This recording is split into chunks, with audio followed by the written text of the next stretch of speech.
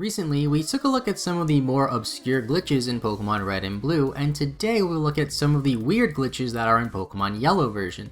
Now you might expect a lot of the glitches in Yellow version to be the same as Red and Blue, as the games do overlap a lot since they're so similar. However, there are still some glitches in Yellow version that are exclusive or just executed differently than the ones in Pokemon Red and Pokemon Blue. I want to take a focus on the bigger Pokemon Yellow glitches in this video, including one that lets you beat the game in under a minute, but first I just want to show you this small glitch that I thought was pretty funny. To set this glitch up, all you have to do is make sure your Pikachu is following you and get to any ledge like this one right here on Route 1. Jump over the ledge and stop, leaving your Pikachu on the other side of the ledge from you. If you wait a while, Pikachu will start looking around in his idle animation. When Pikachu does this, you want to move so that Pikachu will jump over the ledge, and this will freeze the walking animation for a few seconds. Pikachu will just float around due to the animations being interrupted, which looks pretty funny and almost like he's just gliding across the screen.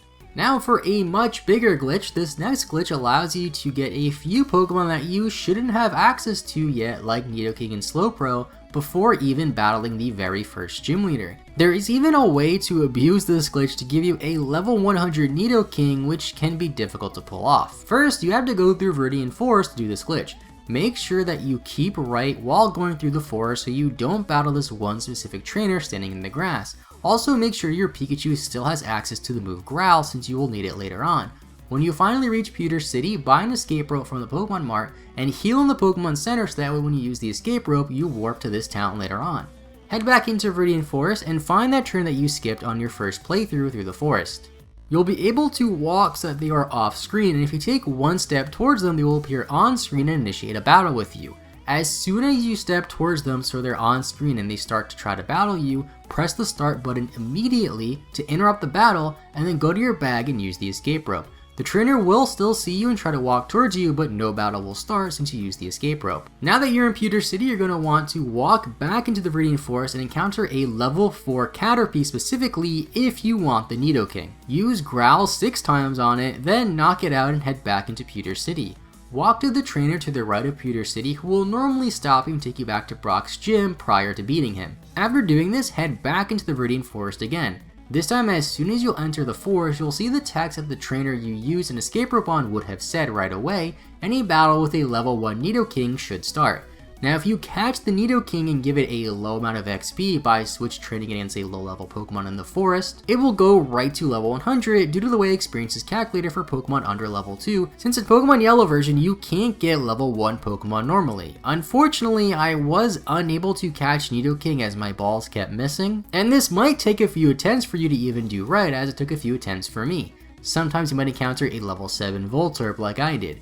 You can mess around with this glitch as well and try it against different Pokemon besides level 4 Caterpie and see what you get, but if they aren't level 1 when you catch them, then you won't be able to get them to level 100 so easily with the same method as Nidoking.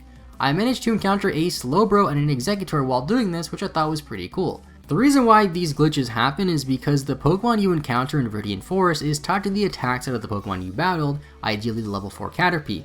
Growling it 6 times makes it level 1, and has different effects if you use it on a Pokemon that isn't level 4 Caterpie.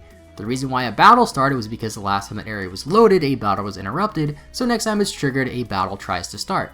A similar glitch works in Pokemon Red and Blue as well, although it's executed rather differently and doesn't work as easily. Now we have a glitch that lets you beat the game with an in-game time of 000. If you do it fast enough, you can beat this game in less than a minute. You could argue that this isn't technically beating the game since you don't really do anything or do any of the important battles or just leave Pallet Town, but it does enter into the Hall of Fame and get the credits to roll, which by some standards counts as beating the game.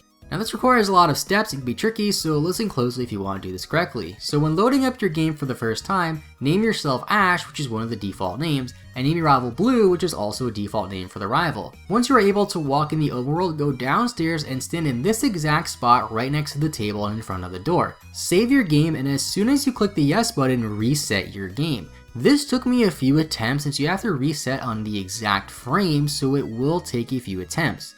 If you do it correctly when you load the game up, it might say something about the game being corrupted, but you'll still be able to access the game, and you'll notice that once you load up your save file, you'll have access to the Pokemon menu without having any Pokemon.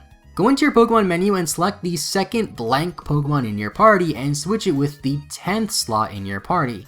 You'll know you're going down a slot when the cursor towards the left flickers, and if you go far down enough, it'll be off screen, so you have to count by using the flickers. Then go down to slot 11 and switch that Pokemon with the Pokemon in slot 9. Get out of the Pokemon menu and switch into your items menu. Keep scrolling down until the cursor to the left stops flickering completely and press the A button, then press down, then press A again, and then press down again. Your menu will glitch out and look something like this, but after you do this, locate the first item under the first Master Ball listing in your bag, which is going to be different for every time you do it. Select it, scroll down to the second Master Ball slot in your bag, and swap those two items. Now toss 68 of the item you have selected, whatever it may be, and exit the menu. Walk outside of your house and you'll be warped to the Hall of Fame and have beaten the game instead of stepping into Pallet Town like you normally would have. This is all done because of how very specific data is stored in the game, causing you to confuse the game into loading Pallet Town as the Hall of Fame instead. And you can even do this glitch in different ways with different methods and different names for your trainers to end up in different areas of the game, although in that case they don't really help you too much since warping to anywhere in the game means you will still have no Pokemon and you'll just be lost in the wild with nothing.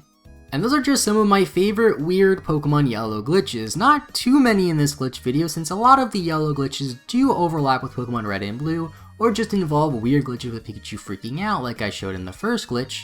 And I didn't really feel the need to show off every single one since a lot of them weren't really too interesting to me. We still had two of the biggest glitches I've seen in any Pokemon game, which I think are both really cool in their own right. Let me know in the comments down below which glitches were your favorite, or about any other weird Pokemon Yellow glitches that I didn't cover in this video. Thank you all so much for watching. Make sure you leave a like if you enjoyed the video and subscribe as it helps the channel a ton. Have a great rest of your day. I will see you all next time, and bye bye.